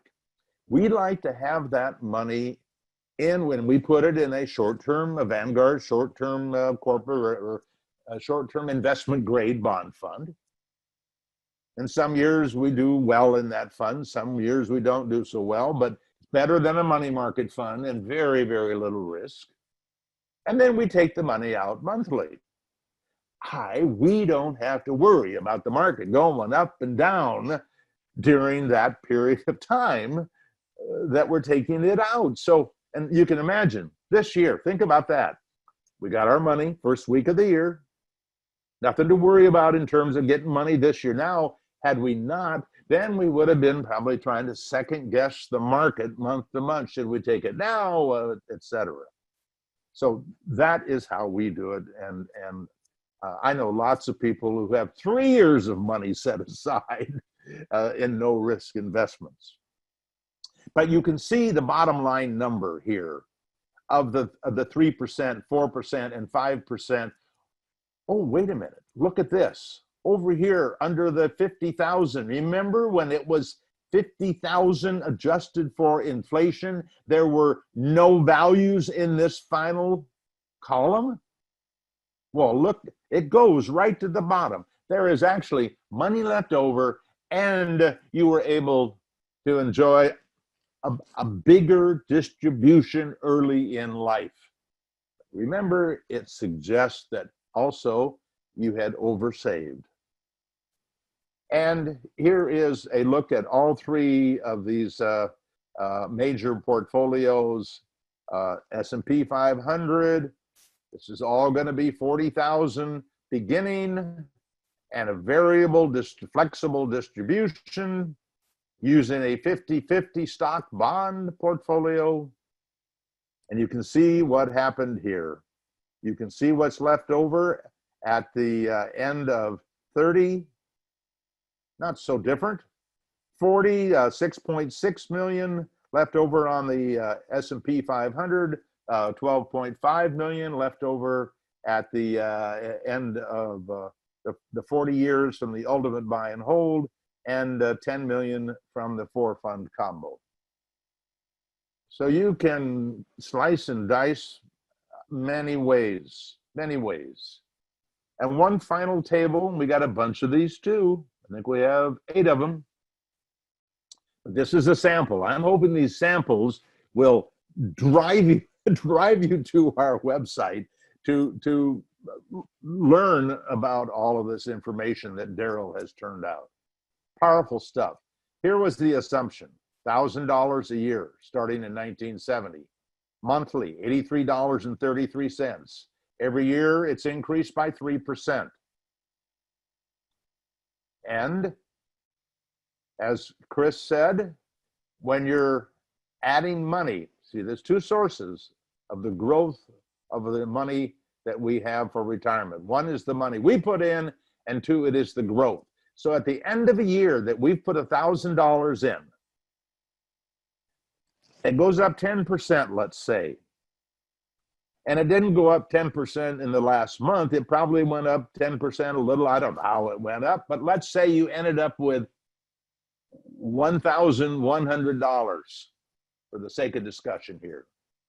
$100 came from the market, $1,000 came from you.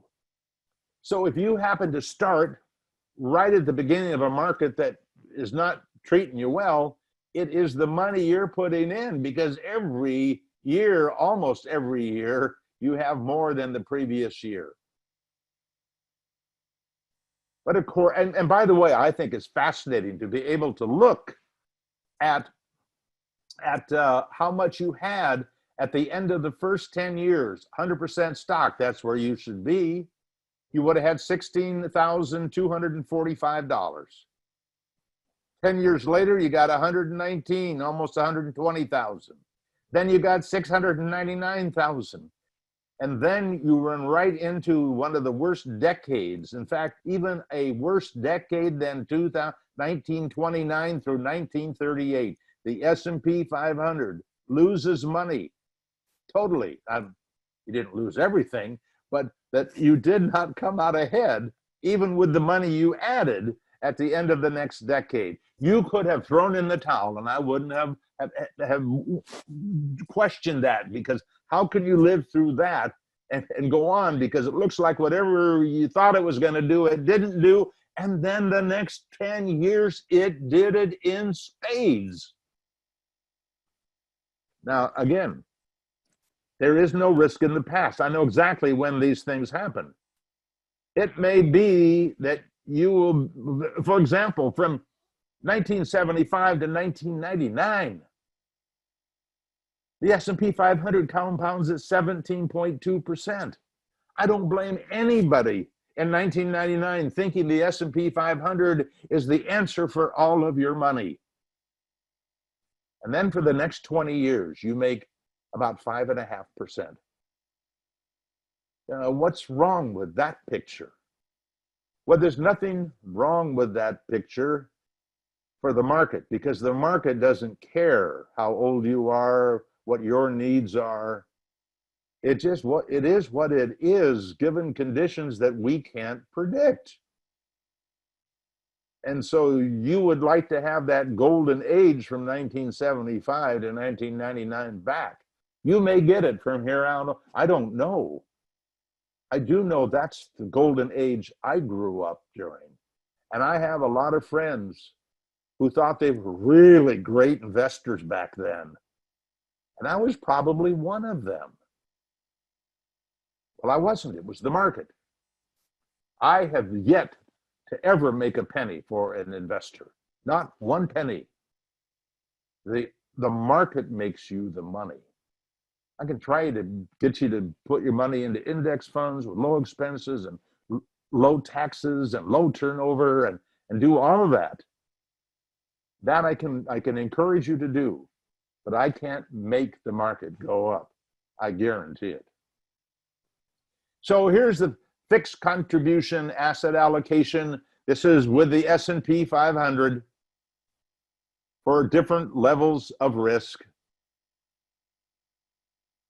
What I want to do is I want to look for 1 second at this one. These are the S&P 500 ultimate buy and hold 4-fund combo 80-20. And here's what I know. In all cases, you put in $112,797. For the S&P 500, you were left with 1.9 million, 2.7 for ultimate buy and hold, and 2.9 for the 4-fund combo. And of course, if you put your money in the small cap value, I think it was something like 7 million. Which, by the way, I don't recommend for your whole portfolio, but I wouldn't think it's a bad idea to do it with $1,000 a year.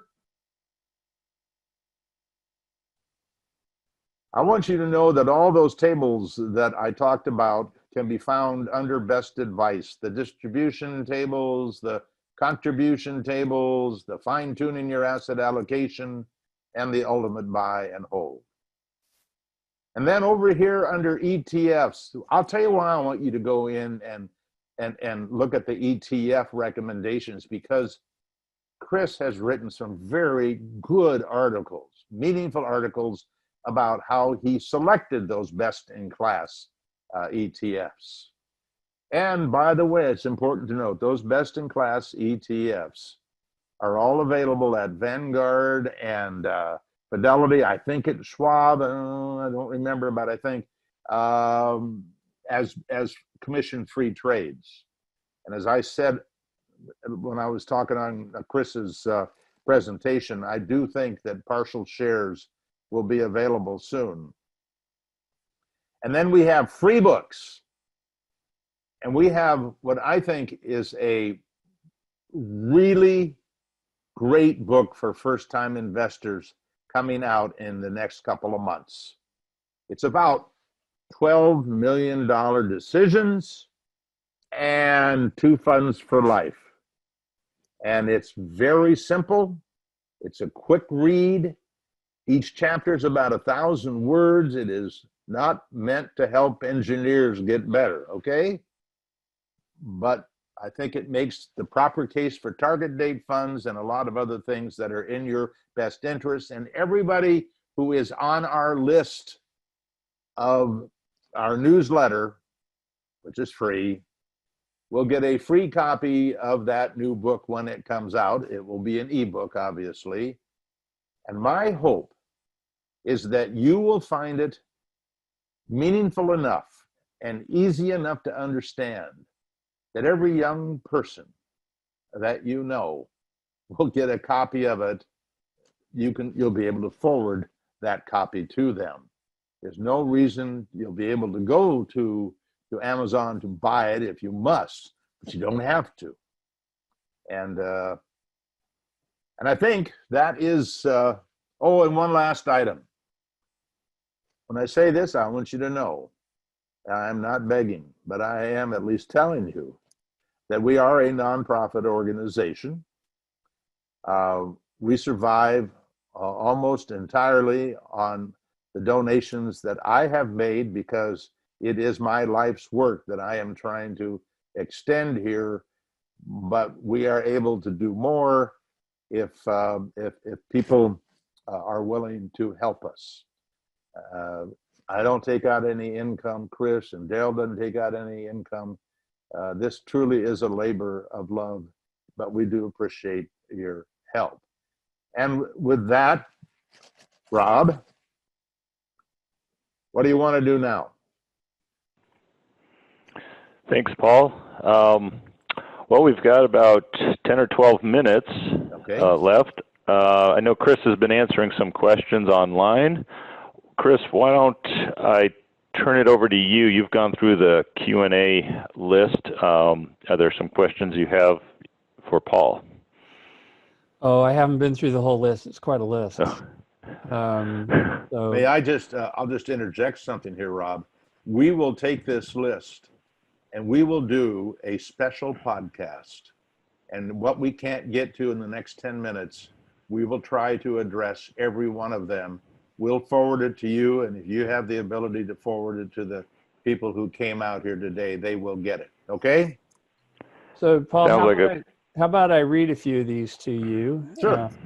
I'm going to start with, it's anonymous attendee, but it's the kind of question that I think will resonate with your experience as a financial advisor. Writing from Pennsylvania, USA. 54-year-old female trying to get retirement together after a divorce 13 years ago. When you get to questions and answers, I've been listening to Paul's podcast since December, as it was recommended by a coworker 3 years ago. I have switched almost all to safe funds since I don't like where all of this is going, and have felt that way since the last election.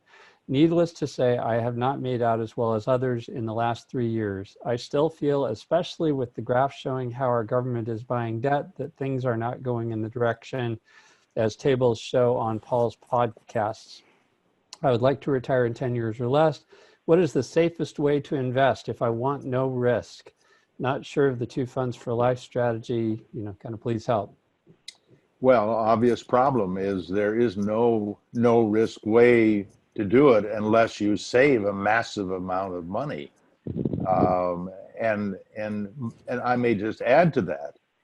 If this lady saves a massive amount of her earnings and she doesn't have a whole bunch of money at the point that she gets to retirement, one thing she may have to do in order to give her the income she needs out of that money is to convert a lot of it to a single premium life annuity that is the essence of the same thing as Social Security or a pension with a corporation. It is a guarantee to give you a monthly income. Now, to the extent that she goes to the fine-tuning table that we've presented, and evidently she knows about the other fine-tuning tables, then she could see how she might feel about being 40% in equities and 60% in fixed income. That certainly isn't guaranteed. And then if she wanted to make it a one fund solution and have it be a 40-60, Vanguard has a 40-60 life strategy fund. They have a Wellesley fund, which is a great fund that she could be in. And yes, in 2008, the Wellesley fund went down less than 10%, but it's been around since 1970, and I think it's compounded at 6 or 7%. That's better than sitting in a CD, but she's going to have to belly up to the bar here and understand she's going to have to take some risk, or she's going to have to work longer. I worked longer. Maybe she would like to work longer. That's the trade-off. And Daryl, I can see it in your eyes. What advice would you give her? Daryl? Yeah. Well, I think your advice is spot on. It's a tough situation to be in when you're when you're getting closer and closer to retirement, and you're in that kind of a situation, hard decisions need to be made or taken, it's hard. I think Well, an all-in-one fund is a good solution, because, like the life strategy funds, because you don't have to fuss with it to keep it up. That's in fact what my plan is for my wife if I should die first. But for someone who's not wanting to spend the time to manage a 2 or a 4 or a 10 fund portfolio, a one fund solution with a lower equity allocation is probably a good way to go. Chris, Ready you for want to add another one, anything? Paul? Sure. Okay. Buffett, this is from Santosh. Buffett says diversification is for ignorant, and he made the wealth with only a few stocks. What is your take on that, Paul? I think he's he's right, spot on. I would totally agree with him, but I can tell you this. He also says and recommends, and he says this, been saying this for decades, for individuals and professionals alike, the best investment they can make is the S&P 500. And let's talk about the ignorance. You know, there is a circle of information that we can know about in investing. And there's a pie graph in there. The pie graph has a piece that represents what we know. And what I know about investing is not very much. I am an ignorant man when I realize all of the stuff I could know, but I know some stuff that I think is pertinent. Then there's a piece of pie that represents what I know I don't know, and that's the future. Then there's a piece that represents what I don't know, and since I don't know it, I have no idea how big that piece of pie is. Then there's a piece that represents what I know, but I'm wrong. And that's a problem a lot of us have, me included. Then there's what I know, but I don't do anything about it. And so my feeling is most of us are really basically ignorant about all the stuff we have to deal with, which is why we all recommend massive diversification with low expenses, et cetera, right amount of fixed income and equity, et cetera, to do it right. We are all pretty doggone ignorant. We've had a couple of questions come up on the thread about different portfolios. So one of them was about the Trev H portfolio at Bogleheads, but here I'll give you a different one. No. Why don't you take that one, Chris?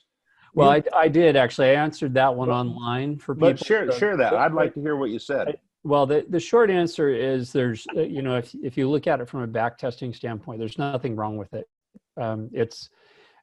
It performs quite similarly to what the 4-fund portfolio that Daryl and Paul have put up on the website performs. It's a little bit more diversified geographically. The reason we haven't analyzed it and put it on the website is that there aren't asset class data going back to 1970. So it's not that it's a bad portfolio. It's just there isn't as much data to validate it. But if you look where there is data, it performs well, and it doesn't have the geographic concentration that the all U.S. portfolio has. So I think it's a good strategy. The let's see, are these numbers and returns including subtracting for fees? Go ahead, Daryl. Yes. The ultimate buy and hold numbers and the flavor of the 4-fund portfolio that starts in 1970 are basically made up of funds that existed either at the time or exist now. In some cases, early on, we had to use index data to fill out the asset classes as far back as we could go towards 1970. And when we did that, we subtracted from the total return an amount that was equivalent to an expense ratio for that kind of an asset class. So the answer for the 4-fund combo and ultimate buy and hold portfolios from 1970 on is yes. The 4-fund combo, even from 1928 through 2019, we used pure indexes for all of that time period just to be able to get asset class data for the whole range. in that case, we also subtracted a representative expense ratio from the total return, annual total returns of those indexes. So yes, they Thanks, reflect Gerald. expense ratios. So, Paul, another question that came up a lot. With bond returns as miserable as they have been lately, has that altered your thinking on the percentage of a portfolio that should be devoted to bonds? Well, I'll make it a quick answer. I own bonds, and most people that follow our work own bonds as a defensive position. It's a diversification away from equities. And so the bonds are there to try to protect the portfolio.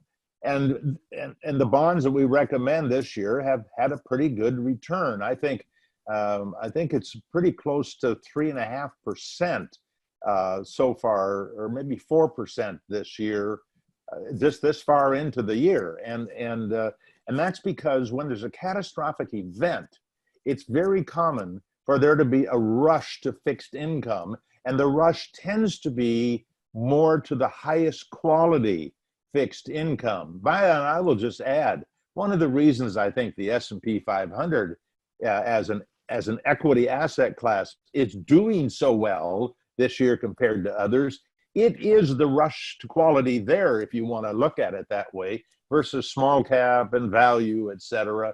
But people who want income from bonds, we have a monthly income bond portfolio that is on our website. That's a different need, but my portfolio, it's there for stability, and I still want it there for stability. Do we have time for one more, Rob? Sure. Why don't we take one last question, and then we'll work on getting whatever podcast you put together out to the rest of the attendees to get the rest of the questions answered. Okay, sounds good. I'm going to take this one. Why do you recommend ETF DLS with a 0.58% expense ratio? The short answer is history says that it's worth it. And it's worth it for two reasons. Number one, that fund has good factor exposure to factors that have a long history of delivering a premium, a higher return. And number two, it actually has proven it. If you look at the history of the return relative to other funds available in that asset class, it's performed the way you would expect. That doesn't necessarily mean it's outperformed the market as a whole or any other asset class. It means that within that asset class, it's delivering what it's supposed to deliver. And if you want to know more about how I decide whether an expense ratio is worth it or not, there's a long article about how I choose best-in-class funds on Paul's website. And there was also an article that ran in the AAII magazine that talked about the process I use. So bottom line, it's worth it. So. And if I may add one last item, Rob, I think, and I'm going to speak for these gentlemen, I think what we ought to do is the three of us ought to get together and do a Zoom discussion so that it can have the same flavor as what we've done here today. Would that be okay for you, Rob?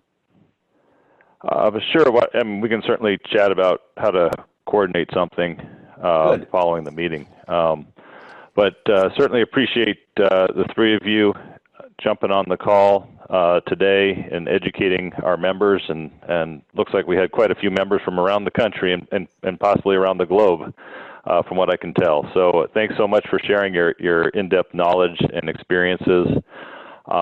Just a couple reminders. Everyone will receive an email about 24 hours from the beginning of this session with a link to the recording and the presentations, which will all be posted on our local chapter website.